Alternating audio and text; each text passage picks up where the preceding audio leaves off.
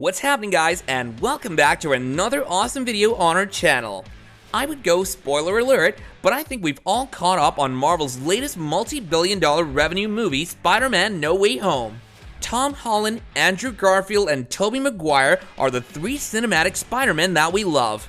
From our childhood to today, who out of these are the best Spider-Men still leaves a blurry picture.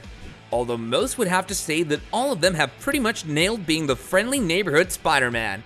Not days after the release of No Way Home, a video got released showing how Andrew Garfield and Tobey Maguire snuck into the Spider-Man screenings. Number 5. Spider-Man No Way Home. The movie follows like this.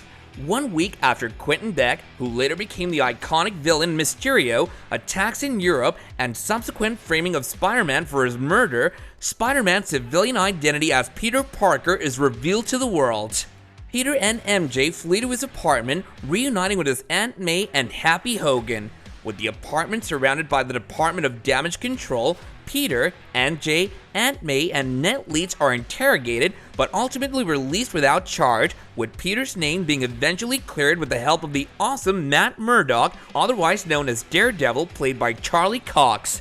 Peter, MJ, and Ned Leeds return to high school, but their university applications are rejected due to the recent controversy.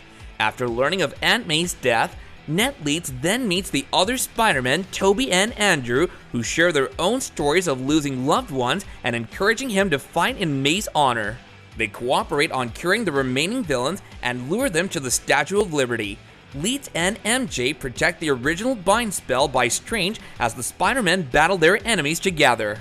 As the three Spider-Men, they plan a coordinated attack on the villains, and they're later joined by Octavius or Dr. Octopus. They manage to defeat and cure Connors, Dylan, and Marco after a lengthy battle, with Dylan reconciling with his universe's Spider-Man and is encouraged to abandon his villainous tendencies.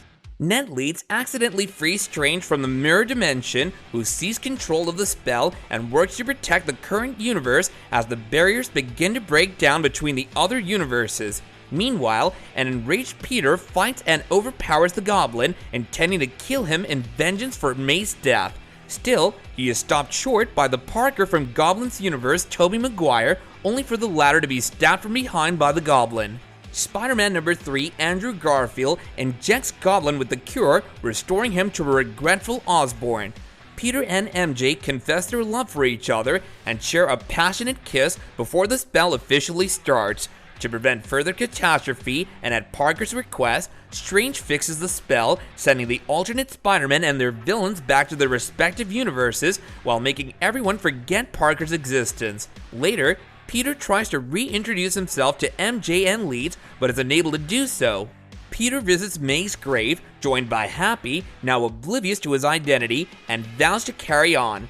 Peter creates a new suit from scratch to resume his independent heroics. Number 4. Bromance. The three Spider-Men returning on screen together not only lit the entire world in its glamour, but a certain spark formed between the trio in real life. The role of Spider-Man means a lot to all three of them, and taking specific measures for it doesn't deter them from submission. So if Tobey and Andrew did sneak into a cinema screening of No Way Home, it's not that surprising. Number 3. Official statement. Andrew Garfield has recently revealed that he and his fellow Spider-Man actor Tobey Maguire snuck into an opening night screening of Spider-Man No Way Home. The 38-year-old actor detailed how the fellow Peter Parkers watched their latest multiverse movie together in a packed theater and managed to remain completely undetected. It was just a wonderful thing to share the call of the outing in conversation with Edie while expressing his disbelief at pulling it off without a fan craze. Number 2. A fan first. The Tick Tick Boom actor spoke to Edie's Matt Cohen.